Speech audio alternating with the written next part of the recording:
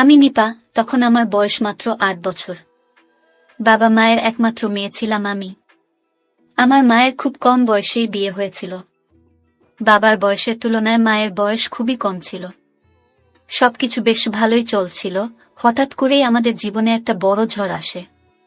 একদিন মাঝরাতে হঠাৎ করেই আমার বাবা অসুস্থ হয়ে পড়েন। বাবাকে হাসপাতালে নিয়ে যাওয়া হয়। ভোর রাতের দিকে বাবা আমাদের সবাইকে ছেড়ে চলে যান। বয়সটা নিতান্তই কম ছিল বলে বাবা হারানোর ব্যথাটা তেমন অনুভব করতে পারিনি। মা অনেক কম বয়সেই বিধবা হলেন। তবে বাবা আমাদের জন্য যা রেখে গিয়েছিলেন তাতে আমাদের কোনো কিছুতে কখনোই কষ্ট পেতে হতো না। তার কিছু দিনের মধ্যেই মায়ের দ্বিতীয় বিয়ে দেওয়ার জন্য মামারা উঠে পড়ে লাগেন। তারপর মায়ের বিয়ে ঠিক হলো একজন বয়স্ক লোকের সাথে। তিনি পেশায় একজন ব্যবসায়ী ছিলেন। মায়ের বিয়ের পরে আমি মামা বাড়িতেই থাকতাম। তখন অনেক ছোট ছিলাম। বাবাকে হারিয়েছি, এখন মাকে ছাড়াও থাকতে হতো। মায়ের কাছে যাওয়ার জন্য অনেক কান্নাকাটি করতাম। সপ্তাহে একদিন গেলেও মায়ের কাছে যেতাম, আর পরদিন মামারা গিয়ে নিয়ে আসতেন। ছোট ছিলাম বলে বড়দের এই ব্যাপারগুলো ঠিক বুঝতাম না। মায়ের দ্বিতীয় স্বামী মানে আমার দ্বিতীয় বাবা আমায় নিয়ে অনেক ঝামেলা করতেন মায়ের সাথে। তিনি আমাকে একদমই পছন্দ করতেন না। প্রথমে অমত না করলেও পরবর্তীতে আমাকে মেনে নিতে তার ঘোর আপত্তি ছিল। তাই আমি মামাদের কাছেই থাকতাম। ওই বাড়িতে আমাকে খুব একটা যেতে দিত না। আস্তে আস্তে আমিও মানিয়ে নিলাম। তারপর মায়ের উপর শুরু হয় অত্যাচার। ওই লোক প্রতিদিন নেশা করতেন এবং বিভিন্ন অসামাজিক কর্মকাণ্ডের সাথে যুক্ত ছিলেন। মাকে প্রতিদিন মারধর করতেন। বাবা আমাদের জন্য যে টাকা পয়সা সম্পত্তি রেখে গিয়েছিলেন সেসব নিজের নামে করে দেওয়ার জন্য মায়ের উপর চাপ সৃষ্টি করতেন। আমার দ্বিতীয় বাবা যদি ভালো মানুষ হতেন তাহলে তাকে সব দিয়ে দিতেও কোনো সমস্যা ছিল না, কিন্তু তিনি টাকা পয়সা সম্পত্তি সব নষ্ট করে ফেলতেন। তারপর আমাদের মা মেয়েকে গিয়ে রাস্তায় দাঁড়াতে হতো। তখন আর মামারাও ফিরে তাকাতেন না। আমার মা মানিয়ে নেওয়ার অনেক চেষ্টা করেছিলেন, কিন্তু সহ্য করতে না পেরে তিনি সিদ্ধান্ত নিলেন ডিভোর্স দেওয়ার। তারপর অনেক যুদ্ধ করে ডিভোর্সটা হয়ে যায়। তারপর আমি আর মা আবার একসাথে থাকতে শুরু করি। আমার প্রথম বাবা রেখে যাওয়া স্মৃতি সেই বাড়িটাতে। মাকে নিয়ে লোকজন অনেক খারাপ কথা বলতো। এই সমাজে ডিভোর্সি মেয়েদের সবাই ঘৃণার চোখেই দেখে। কিছুদিন এভাবেই কেটে যায়। তখন আমার বয়স মাত্র 12 কি 13 বছর। তখন সবাই আমার বিয়ে দেওয়ার জন্য চিন্তিত হয়ে পড়ে, কিন্তু বিয়ে কি জিনিস সেটা বোঝার মতো বয়স তখনও আমার হয়নি। বান্ধবীদের সাথে গ্রামের স্কুলে পড়তে যাওয়া আর পাশের বাড়ির রানুর সাথে পুতুল খেলায় আমার দিন কেটে যেত। আমার বিয়েটাও পরে ঠিক হয়ে যায়। আমার বিয়ে, অথচ এই ব্যাপারে আমি কিছুই জানতাম না। আর জেনেই বা কি করতাম, এই বিয়েটাও আমার কাছে অনেকটা পুতুল খেলার মতোই ছিল। বাবা থাকলে হয়তো এসব কিছুই হতো না। বিয়ের আগের দিন কিছু কিছু আত্মীয় স্বজন আসতে শুরু করে। সেসব নিয়ে আমার কোনো মাথা ব্যথা ছিল না। প্রতিদিনের মতো সকালে আমার বান্ধবী রানুদের বাড়িতে যেতে চাইলে মা নিষেধ করেন। আর মা বলল, এখন থেকে এসব খেলাধুলা বন্ধ, অনেক হয়েছে পাড়া বেড়ানো। এখন থেকে স্বামী সংসারের দিকে মন দাও। আমি ভেঙচি কেটে মন খারাপ করে ঘরে চলে আসি। যার সাথে আমার বিয়ে ঠিক হয়েছে তিনি আমার ছোট মামার পরিচিত। আমাদের এলাকাতেই ছোটখাটো বেসরকারি একটি চাকুরি করেন। বাবা মা নিয়ে একটা বোন ছিল, তাকে বিয়ে দেওয়া হয়েছে। আমার স্বামীর নাম ইমন। আমরা মা মেয়ে দুজন একা এত বড় একটা বাড়িতে থাকি। তাই মামারা চেয়েছিলেন এমন কারো সাথে বিয়ে দিতে যে আমাদের বাড়িতেই থাকবে এবং আমাকে আর মাকে দেখাশোনা করতে পারবে। কারণ বাড়িতে একটা পুরুষ মানুষ থাকা খুবই দরকার ছিল। আর মামারাও নিশ্চিন্ত থাকতে পারবেন। তারপর আমার বিয়েটা হয়ে গেল। আজ আমার ফুল সজ্জা, ভারী শাড়ি আর গহনাগুলো যেন আমায় জাপটে ধরেছে। সারাদিনের ক্লান্তির কারণে কখন যে ঘুমিয়ে পড়ে তা বুঝতেই পারিনি। হঠাৎই কারো স্পর্শে আমার ঘুম ভেঙে যায়। আমি আচমকা উঠে বসলাম, দেখি ওই লোকটা মানে আমার বর। তারপর উনি যেন কি বলেছিলেন, কিন্তু আমি কিছুই শুনছিলাম না। কারণ তখন আমার প্রচুর খিদে পেয়েছিল। মনে মনে ভাবছিলাম এখন গিয়ে মাকে বলবো খাইয়ে দিতে, তারপর মায়ের সাথেই ঘুমাবো। এর মধ্যে ওই লোকটা আমার কাছে আসতে শুরু করে। আমি অনেক ভয় পেয়ে যাই। তিনি যখন আমায় জড়িয়ে ধরলেন তখন আমি ছাড়ানোর অনেক চেষ্টা করেছিলাম, কিন্তু পেরে উঠলাম না। তারপরে তার হাতে কামড় বসিয়ে দৌড়ে মায়ের ঘরে চলে গেলাম। গিয়ে দেখি মা এখনো ঘুমায়নি। হয়তো একা ঘরে বসে কান্না করছিল, হয়তো বাবার কথা খুব মনে পড়ছিল। আমি যেতেই তাড়াহুড়ো করে চোখ মুছে আমার দিকে তাকিয়ে বলল, কি রে নিপা, তুই এখানে কেন, আর জামাই কোথায়? আমি বললাম, মা, ওই লোকটা ভালো না, আমি তার সাথে থাকবো না। আমি তোমার সাথে ঘুমাবো, তার আগে কিছু খাইয়ে দাও তো, খিদে যা আর সহ্য হচ্ছে না। তারপর মা কিছু বলতে গিয়েও বললেন না, খুব যত্ন করে খাইয়ে দিল। খাওয়া শেষে আমাকে আবারও ওই রুমে নিয়ে গেল। আর আমার বরকে বলল, তুমি কিছু মনে করো না, ছোট তো 2 দিন গেলেই ঠিক হয়ে যাবে। এই বলে মা চলে গেলেন আর আমি ঘুমিয়ে পড়লাম। পরদিন সকালে স্কুল থেকে ফিরে রানুদের বাড়িতে বসে খেলছিলাম। সারাদিন খেলাধুলা শেষে বাড়িতে ফিরতেই মা অনেক বকাঝকা করেন।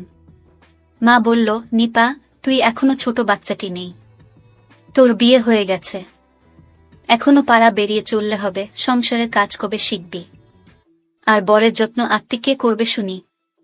আমি মায়ের কথায় পাত্তা দিলাম না। এইভাবে প্রতিদিন রাতে আমার স্বামী আমার কাছে আসতে চাইলে আমি মায়ের কাছে চলে যেতাম, আর এতে উনি অনেক রেগে যেতেন। মা শুধু একটা কথাই বলতো, ছোট তো ঠিক হয়ে যাবে। নতুন নতুন কিছু না বললেও পরে একদিন রাতে ও খুব ঝামেলা করল। সেদিন ও মায়ের মুখের উপর বলল, ছোট মেয়ে তো বিয়ে দিয়েছেন কেন? এই মেয়ের সাথে থাকা কোনোভাবেই সম্ভব নয়। প্রতিদিন এভাবে চলতে থাকলে ডিভোর্স দেওয়া ছাড়া আর কোনো উপায় থাকবে না। আর তাছাড়া এই বাচ্চা মেয়েকে দেখলে আমার কোনো আগ্রহই আসে না, কেন যে বিয়ে করেছিলাম একে। আমি ভয়ে জড়সড় হয়ে ওদের সব কথা শুনছিলাম। মা আমার বরের কাছে অনেক অনুরোধ করে যাতে আমাকে ডিভোর্স না দেয়, কারণ মা বোঝেন একজন ডিভোর্সি মেয়েকে কতটা কষ্ট সহ্য করতে হয়। আমার বর সেদিন অনেকেই ছিলেন। তিনি বললেন কাল সকালেই তিনি বাড়ি ছেড়ে চলে যাবেন আর আমাকে ডিভোর্স দেবেন। তারপর মা তাকে আলাদা ঘরে ডেকে নিয়ে কি বললেন আমি জানি না। তারপর থেকে তিনি অনেকটাই শান্ত হয়ে গেলেন। তিনি নিজের রুমে গিয়ে ঘুমিয়ে পড়েন আর মা আমাকে ঘুমোতে বলে নিজের ঘরে চলে যান। এরপর থেকে আমার স্বামী অনেক পরিবর্তন হয়ে যায়। রাতে আমার কাছে আসার চেষ্টা করে না, উল্টো আমাকে ঘুমাতে বলেন। সন্ধ্যার পরেই আমি ঘুমিয়ে যেতাম আর ঘুম ভাঙে সেই সকাল 8টায়। এখন আমি সারাদিন রানুদের বাড়িতে থাকলেও মা আর বকাবকি করেন না। সবকিছু কেমন যেন বদলে গেছে, তবে মনে মনে বেশ খুশি হলাম। সকালবেলা ঘুম থেকে উঠেই দেখি আমার বর আর মা একসাথে গোসলখানা থেকে বের হচ্ছে। মা আমাকে দেখে অনেকটা ইতস্তত হয়ে বলল, তাড়াতাড়ি হাত মুখ ধুয়ে চলে আয়, নাস্তা তো দিচ্ছি। আমি হাত মুখ ধুয়ে খাবার টেবিলে যেতেই দেখি মা আর আমার বর দুজন হেসে কথা বলছে। আমাকে দেখেই দুজন চুপ হয়ে গেল। একদিন রাতে হঠাৎ করেই আমার ঘুম ভেঙে যায়। আমি ঘুম থেকে উঠে দেখি আমি একাই রুমে। উনাকে কোথাও দেখতে না পেয়ে তিনি খুঁজতে শুরু করলাম। তাকে কোথাও পেলাম না। এত রাতে কোথায় যেতে পারে? তারপরে ভাবলাম মাকে গিয়ে বলি। মায়ের ঘরের কাছে যেতেই দেখি মায়ের রুমে আলো জ্বলছে। আর একটু কাছে যেতেই মায়ের রুম থেকে হাসির আওয়াজ শুনতে পাই। মায়ের রুমের সামনে একটা ফুলদানি রাখা ছিল। ঘুমের চোখে হাঁটতে গিয়ে অসাবধানতায় হাতে লেগে ফুলদানিটা পড়ে যায়, আর অনেক জোরে একটা শব্দ হয়। ফুলদানিটা তোলে জায়গা মতো রেখে আমি যখনই মায়ের রুমে ঢুকতে যাব তার আগেই মা রুম থেকে বেরিয়ে আসে, আর অদ্ভুতভাবে আমার উপর রেগে যায়, চেঁচামেচি শুরু করে। সেদিন মা আমার গায়ে হাত পর্যন্ত তুলেছিল। মা অনেক রেগে যায় আর বলতে শুরু করলো, সারাদিন তো আমাকে জ্বালাস, রাতের বেলাতেও শান্তিতে থাকতে দিবি না। মাঝরাতে ঘরের মধ্যে হাঁটাহাঁটি করছিস কেন? হঠাৎ করে এত সামান্য ব্যাপারে মায়ের রেগে যাওয়ার কারণ আমি তখন বুঝতে পারিনি। আমি ভয়ে আর কিছুই বলতে পারিনি। চুপচাপ নিজের রুমে এসে শুয়ে পড়ি। এভাবে প্রায় রাতেই ঘুম ভেঙে গেলে আমি আমার বরকে পাশে দেখতাম না। ভয়ে কিছু বলার সাহস পেতাম না, যদি আবার মা রেগে গিয়ে আমাকে মারে। একদিন সকালে রানুদের বাড়িতে খেলতে যাই, কিন্তু ওই দিন রানু বাড়িতে ছিল না। ওর মামা বাড়িতে বেড়াতে গিয়েছিল, তাই মন খারাপ করে আবার বাড়িতে চলে আসি। ঘরে ঢুকতেই দেখি আমার বর মায়ের কোলে মাথা রেখে শুয়ে আছে। আমাকে দেখে দুজনেই ভূত দেখার মতো চমকে উঠল। ছোট ছিলাম বলে এসব নিয়ে খারাপ কোনো ভাবনা আমার মাথাতেই আসেনি। এর কিছুদিন পরে আমার মামাতো বোন আর ওর বর আমাদের বাড়িতে বেড়াতে আসলো। আপু আমাকে অনেক ভালোবাসতো। মামাতো বোন বেড়াতে আসাতে আমার বরের মুখ কালো হয়ে গেল। আপু অনেক বুদ্ধিমতী ছিল। আমার বরের আচার আচরণ লক্ষ্য করে আমাকে অনেক কিছু বোঝাতে চাইতেন, কিন্তু আমি এতটাই সরল ছিলাম যে ওসব বোঝা তো দূরের কথা, কানেই তুলতাম না। আপু চলে যাওয়ার সময় শুধু একটাই কথা বলেছিল, তুই কখনো পড়াশোনা ছাড়িস না, মন দিয়ে পড়াশোনা করবি, আর তোর আপু সব সময় তোর পাশে আছে। নিপা, সামনে তোকে অনেক বড় ধাক্কা সহ্য করতে হবে, তৈরি থাকিস বোন। এভাবেই আমার জীবন থেকে কয়েকটা বছর কেটে যায়। যখন বিয়ে হয়েছিল তখন স্বামীকে আকৃষ্ট করার মতো রূপ, যৌবন বা শারীরিক গঠন কিছুই ছিল না আমার। এখন আমি পূর্ণ বয়স্ক যুবতী, চেহারায় লাবণ্য এসেছে, শারীরিক গঠন সুন্দর হয়েছে। এখন আমার বর সব সময় আমার আশেপাশে ঘুর ঘুর করে।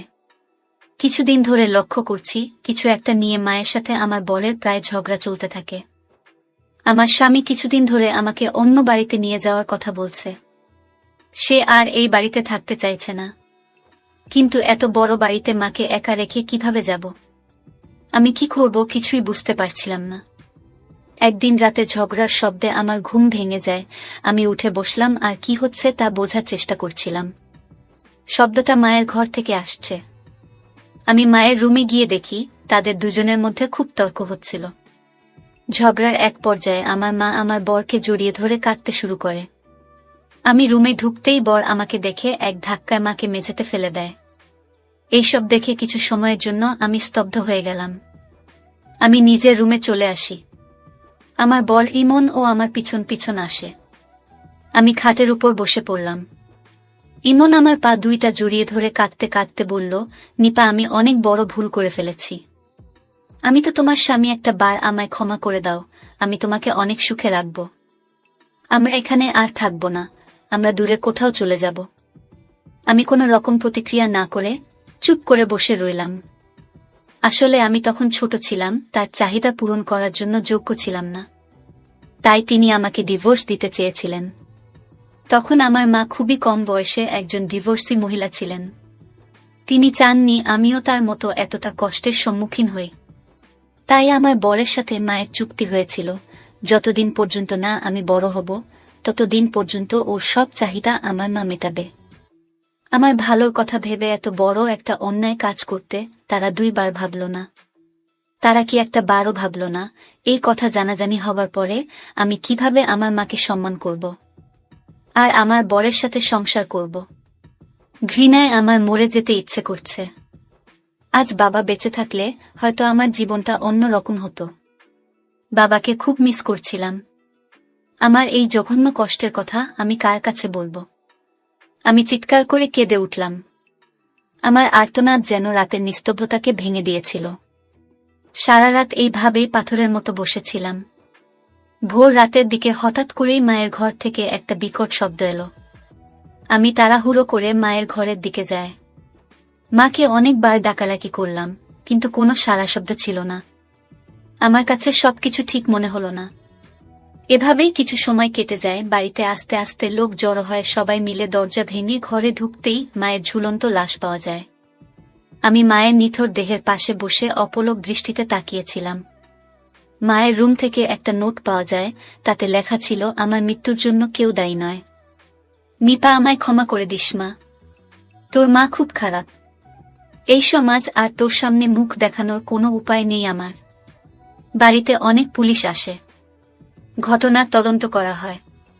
পুলিশ তদন্ত করে জানালেন আমার মা 4 মাসের অন্তঃসত্ত্বা ছিলেন। মূলত এই বিষয় নিয়েই হয়তো ইমন ও মায়ের সাথে কিছুদিন ধরে ঝামেলা হচ্ছিল। এই কঠিন পরিস্থিতিতে আমার একমাত্র সঙ্গী ছিল আমার সেই মামাতো বোন। পাপ কাজে লিপ্ত হলে তার পতন অবশ্যম্ভাবী। এইটুকু বয়সে এত কিছুর মুখোমুখি হতে হবে আমি কখনো ভাবিনি। প্রতিটা মুহূর্তে আপু আমাকে সাপোর্ট করে গেছে। আপুদের বাড়িতে থেকেই পড়াশোনা শেষ করি, এখন একটা ভালো চাকরিও করি। সবকিছুর পরেও সেই বিষাক্ত অতীতের কথা আমি ভুলতে পারিনি এখনো, আর না আমি কোনোদিন ভুলতে পারবো। সেই দিনের পর থেকে ওই লোকটার সাথে আমার আর কোনো সম্পর্ক নেই। সত্যি কি এমনটা হওয়া খুব দরকার ছিল? আজও প্রতিটা রাত আমার কাছে আতঙ্কের। নতুন করে কাউকে জীবনে জড়াতে এখনো আমি ভয় পাই, বড় একা আমি, বড় ক্লান্ত। চোখের প্রতিটা জলের বিন্দু জানে আমি ভালো নেই। প্রিয় বন্ধুরা, গল্পটি কেমন লেগেছে তা অবশ্যই কমেন্ট করে জানাবেন।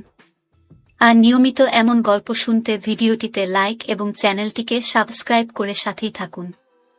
ধন্যবাদ বন্ধুরা। ধন্যবাদ সবাইকে।